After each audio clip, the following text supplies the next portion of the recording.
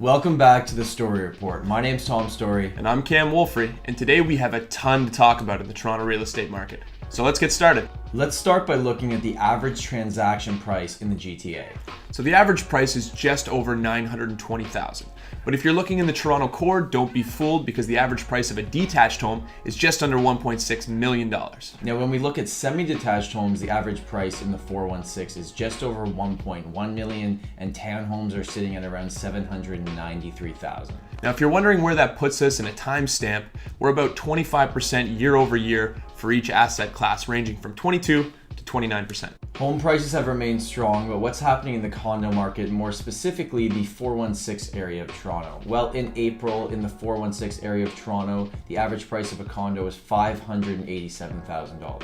Now, the pace of these transactions also remains strong, as there were over 2,100 sales in April alone.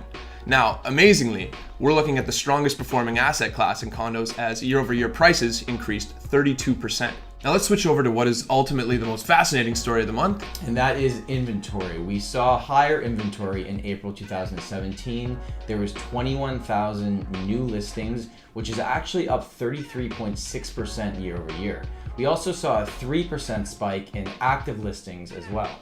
Now, if we're looking at the number, it's just under 13,000 active residential listings. If you look a couple months back, we were at just under 6,000 active residential listings. So it's a positive side toward a healthier market.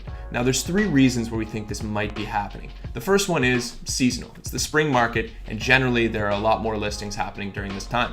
The second is that we think sellers were looking at the prices from the first 3 months of the year and looking at spring as the perfect opportunity to sell their home, resulting in more inventory. Now, the third is a little bit of buyer uncertainty. There have been a lot of changes in the real estate market recently due to government legislation and also market activity. So this is causing some buyers to pull back, wait, and see what happens. We look at the increase of inventory as something that's actually very encouraging and something that people have been asking for a while now. We've had historical low inventory all year long, and now buyers will actually have a few more options. But don't let the numbers fool you. It's still very much a seller's market. Right, we're gonna need to see a couple months of consistent inventory increase to achieve a more balanced market. So right now, we're gonna have to sit, watch how the market reacts, and take it as it comes. Thanks so much for watching this month's episode of the Storey Report. We will see you next month.